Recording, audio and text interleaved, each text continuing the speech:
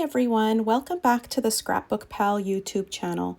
My name's Sophia and today I'm going to be making a card for you, a thank you card, using the Flutters and Thanks stamp set by Catherine Pooler and the dies, the matching dies to go with it. And I'm also going to be using the Peekaboo backdrop by Fawn. This was just something I kind of found on the Scrapbook Pal website, and I'm like, this would look so cool with these butterflies, and so I decided to pick it up. Now let's go ahead and get started. So the first thing I'm going to do is create a background for my butterflies, and for that I decided to use some Distress Oxide inks. The first color I'm using here is Squeeze Lemonade, and I'm adding it to the top 1/3 of the page. Then I'm going to take my carved pumpkin. I used the exact same brush, and that's why I started from light and went to darkest. I didn't want to have to use 3 different brushes. I always wash my brushes too, just in case you guys are wondering, because I always like to have fresh color on my brush. It doesn't hurt them or anything. You can kind of just take water, run it under water, and I kind of use my thumb to get that color out. And so as you can see, I'm kind of going over every color here to really make those colors blend. And then I took some water and a paintbrush and used the color that was left on my glass mat there to create some splatter with that Lumberjack plaid. I did the same thing with the carved pumpkin and kind of aimed it to the center. And then same with the Squeeze Lemonade, aiming that more to the top of the card. You really don't need a lot of ink and water, just a little bit. The Distress Oxide makes it look really cool when you put water on there. And then I just dab the remaining wet spots off. So now I'm just taking some black cardstock and cutting out that Peekaboo backdrop. I didn't end up using any of the Peekaboo pieces themselves, just because I liked that border so much. I really didn't want anything. If I used especially black to make doors on top of this, it would have looked really dark, and I don't like really dark black cards. Like, black is great to use on a card, but sparingly, otherwise it can really overtake all the rest of the colors. So I'm gonna be stamping the largest butterfly and cutting that out because it wouldn't fit on the backdrop of that page. And then I used my pencil to kind of trace onto the card where those spots were, so I knew where to stamp. And so now I'm just using all of the rest of the stamps there, all the butterflies that I have. I actually pretty much used every single stamp in the set except for the greetings. For the greetings, I just used thank you and a note to say. So now I'm just stamping my butterflies where I want them to be in those squares. And I know when you're stamping them, like as I'm stamping it right now, like it looks a little bit weird, but once that backdrop is laid on top of it, it looks really nice.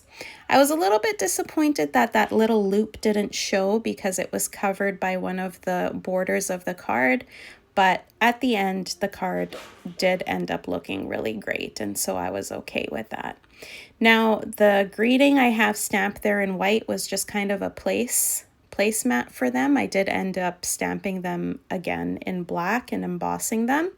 And now I'm just taking all the rest of the stamps I have there and filling in those spaces. The nice thing is that the cardstock is black, the border, and so if I went over it even a little bit, it didn't matter because it's black on black and you can't see it. And so that was the best part of that. Now, I mean, if you decided to do that in a white or something, you could always just remove the border completely and just use the lines that you drew as a template to where you want those to go. So I'm just taking the 3 little floral or the leaf pieces and kind of stamping them randomly. I didn't really overthink this. I kind of just put them where I thought it would look really nice. But but I didn't overdo it either. I wanted to have all of those pieces included, but not too many of all of them. So I'm just kind of putting them where I think they would look pretty. And then there's also some dots that are left in the set, like there's a 3-dot stamp and a single dot. And so I went ahead and filled in all of the rest of the spaces with some of those dots, changing the direction of the stamp. The single one is really nice too, because you can kind of pop it wherever you think there's something missing. So that's the end of the stamping on that backdrop, and now I'm just going to stamp my greetings with some Versamark on some black cardstock. And then I am gonna grab my white embossing powder and just throw that kind of on top, shaking off any extra remnants that are on the cardstock, and then I just embossed it with my heat gun.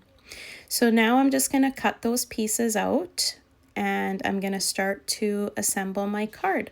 So I've got a white card base there, 5.5 by 4 1/4, and it's the book fold. And then I'm going to take my stamped piece. Look at how weird it looks without that backdrop on there. I think that's so funny how it can look so weird on its own, but as soon as the portrait backdrop is on there, it looks very cool. So I'm just centering that on my card base, and I made it just slightly smaller so that the backdrop can go on top. And I'm just using my liquid glue to get those pieces on there. I thought about using some foam, but you do have to kind of move that around to line it up, and so I wanted to use liquid glue so I have the flexibility to move it around. And so now I'm just going to grab a glass block and push it down into place.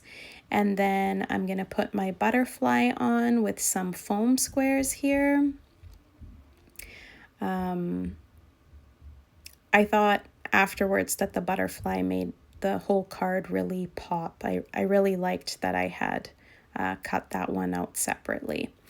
And maybe on the next card I'll cut out some other ones separately there too.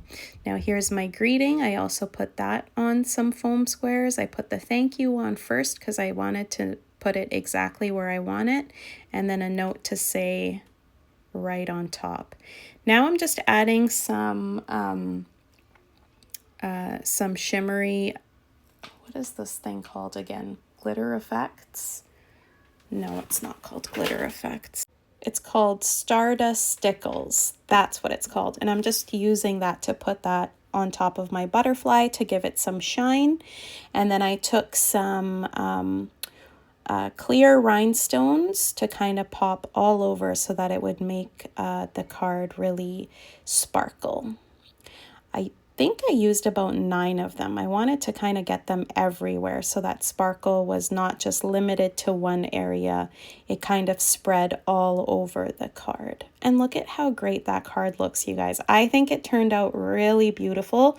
You're going to have to let me know in the comments what you think or what you would have maybe changed about this card, but I think it looks great.